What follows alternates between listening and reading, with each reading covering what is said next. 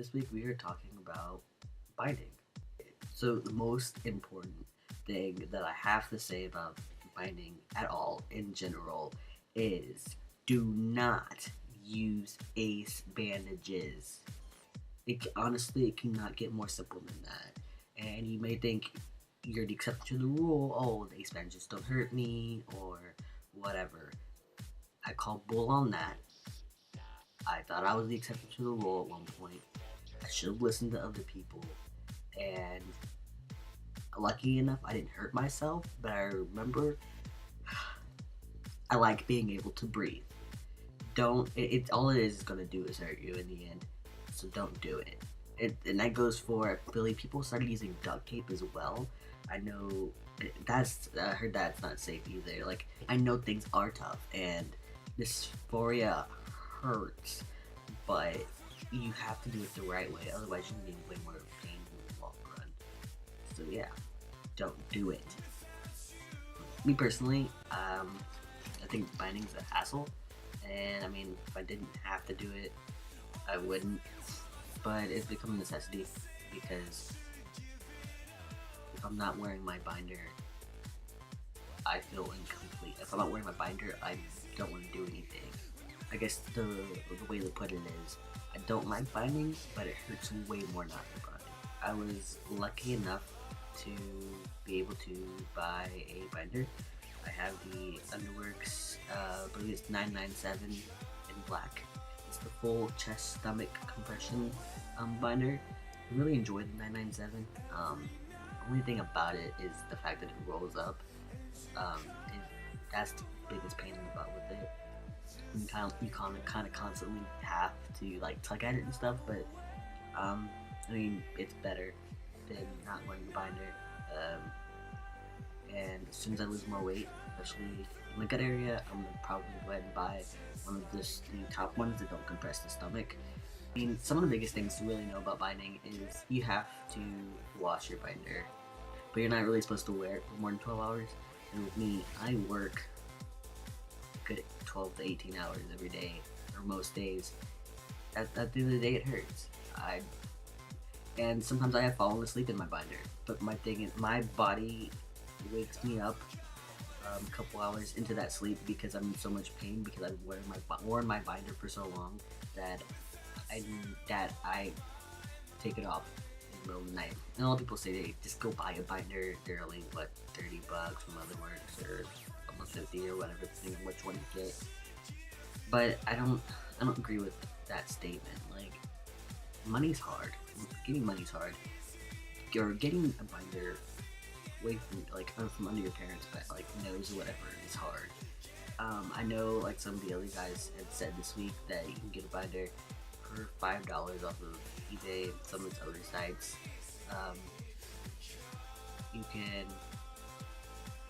There are cheaper binders.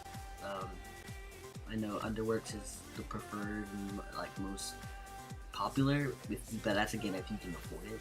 There are binder trades on Tumblr. If you look through binder tags, the FTM tag, you can find people that are either selling binders real cheap or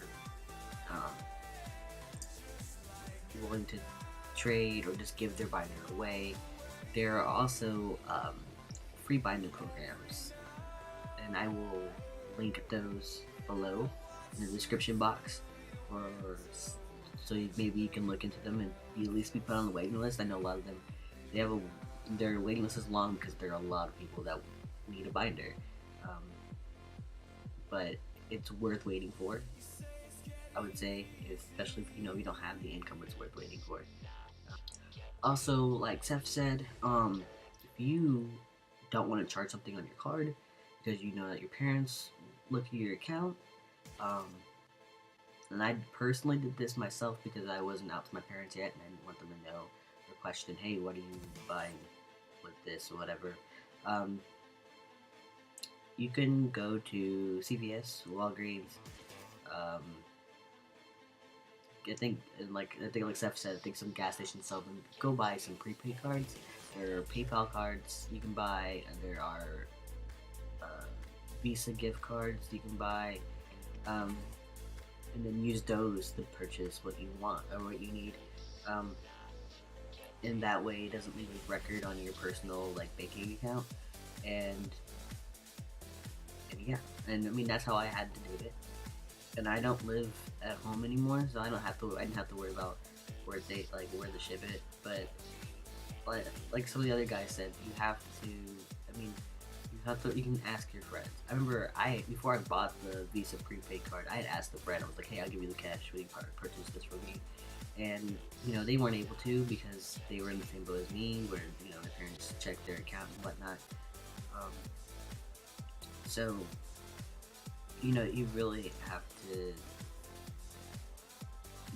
to ask. If you don't ask, you're not gonna know if that's what is stopping you. I mean, if you have the money, and those are the little things that are stopping you, there are ways around it. And I promise you, those are good ways to do it. Maybe about 9 months ago, I had a blog I was doing for class, and I post trans help. I haven't touched the blog since because it was a class blog, and I don't like using WordPress. I only really use Tumblr now, but I did a post about binding, and this was I did a post about binding and an alternative you couldn't buy a binder. I had Target. It was either Target or Walmart, and they both might sell them. They're like thermals, but they're the very silky, um, stretchy thermals. And I had a pair of those that I wasn't going to use anymore. They were a little bit small at that point. And what I did was I cut them up, and I cut it. What I did was I cut it up.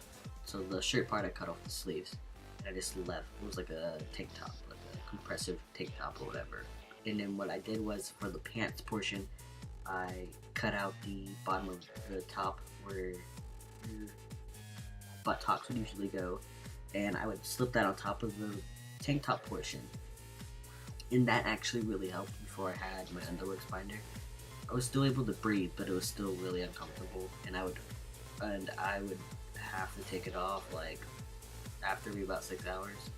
And this is when I would work way less. So I'll be home within 6 hours from school or whatever.